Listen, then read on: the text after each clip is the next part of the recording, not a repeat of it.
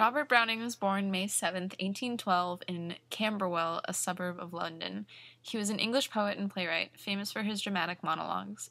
Browning was inspired greatly by John Donne. He was an exceedingly well-read man who learned Latin, Greek, French, and Italian by the time he was 14. He would eventually acquire a library of 6,000 volumes.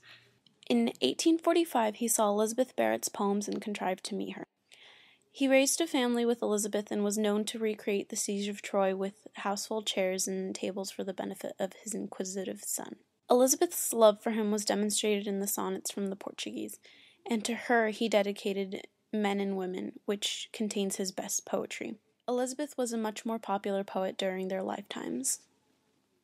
Public sympathy for him after her death helped the reception of his works and finally won him considerable popularity. He and Tennyson were then mentioned together as the foremost poets of the age. Although he lived and wrote actively for another 20 years, the late 60s were the peak of his career. His influence grew and finally led to the founding of the Browning Society in 1881. He died in 1889 on the same day that his final volume of verse, Asolando, was published. He is now buried in the Poets' Corner of Westminster Abbey. His poem, My Last Duchess, was written in 28 rhymed couplets of iambic pentameter. It is implied that this poem is loosely based off of Alfonso II d'Este, the 5th Duke of Ferrara, who married Lucretia di Cosimo de' Medici when he was 25 and she only 14. The couple married in 1558. He then abandoned her for 2 years before she died on April 21, 1561, at age 17. Because of her sudden death, there was a strong suspicion of poisoning. The Duke then married Barbara of Austria, then finally Margherita Gonzaga, who happened to be Barbara's niece. He had no known children, legitimate or otherwise. Some of the difficult vocabulary Browning uses in this particular poem include countenance, meaning appearance, face, or visage. Not visage. Trifling, meaning trivial or of small value or cost or frivolous.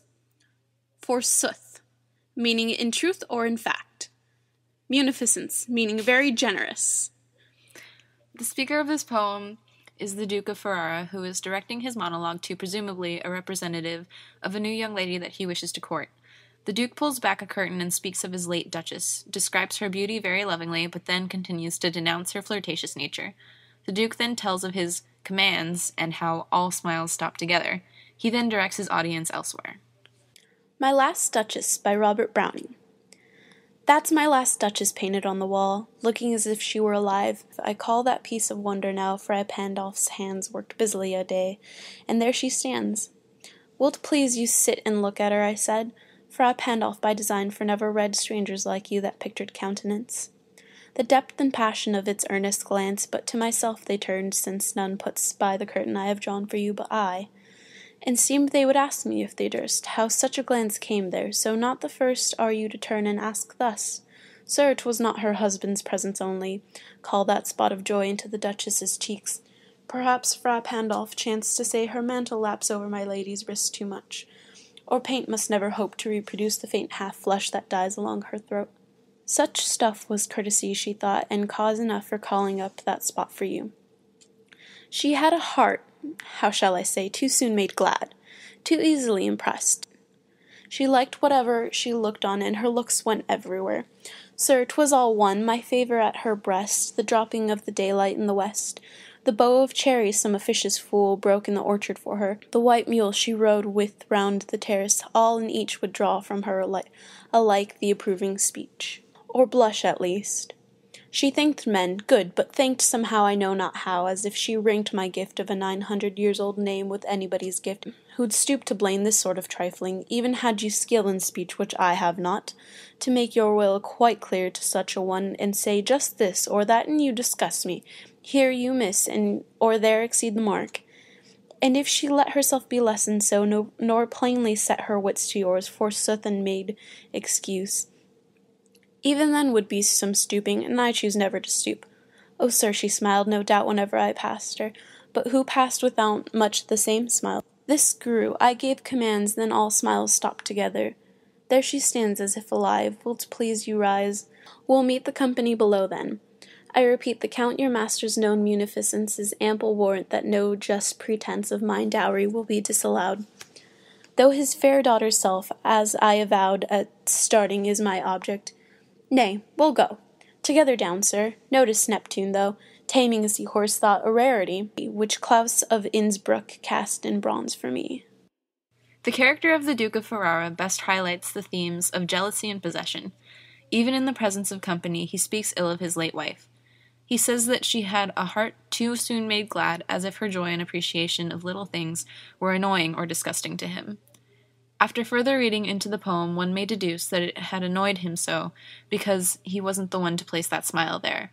He describes the late Duchess as being very thankful, but shows this in a negative light so as to present his judgment for his guests to take at face value and imply that she may have been cheating on him. He clumsily attempts to hide his anger and jealousy with her because she ranked his gift of 900 years old name with anybody's gift. The Duke believes that he is the best thing that could ever happen to her, and expresses a sort of confusion as to why she never treated him as such, which then morphs into a bitter anger and jealousy. In the last line, he is still giving a tour to the guests and instructs them to notice Neptune, though taming a seahorse thought a rarity, cast in bronze for me. This symbolism stresses the main points of the poem in that he thinks of himself as a god, or someone that people should bow down to. His description of the statue serves as a trophy of his failed desires, a daily reminder of his shortcomings. For those of you who have seen Sweeney Todd and can remember the young woman Joanna, you can take that as a sort of modern example of the very same thing.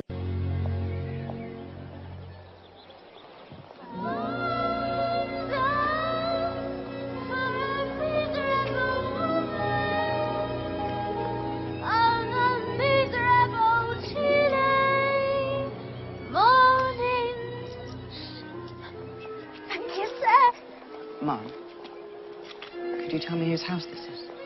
That's the great Judge Turpin's house, that is. And the young lady who resides there? Oh, that's Joanna. Pretty little woman. Keeps her snuggy, does. All locked up. So don't you go trespassing there, or we should whip him for you. Or any other young man with mischief on his mind.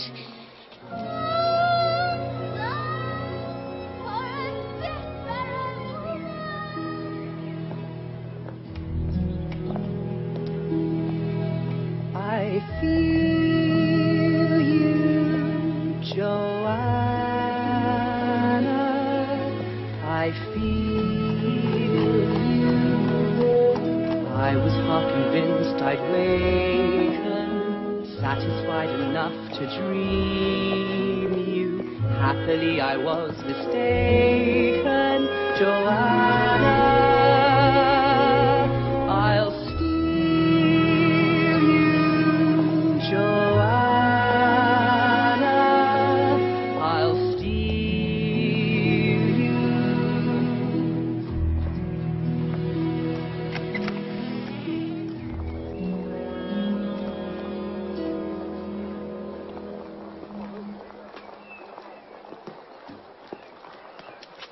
Come in, lad, come in.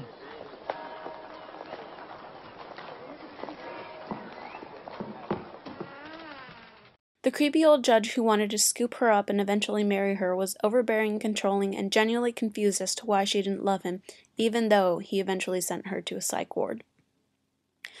Now, that is an extreme and fictitious example, but there are several relationships that are like this. Someone has a big ego and truly doesn't understand why their counterpart doesn't see them as highly as they see themselves. They become controlling, overbearing, and paranoid that they may be saving their smiles for others. There are a few symbols in this poem, but they include Neptune, as previously stated, cherries representing the Duchess's naivety, virginity, flirtatiousness, and passion for life. And finally, curtains represent the Duke's control and dominance over all he possesses or so wishes to possess.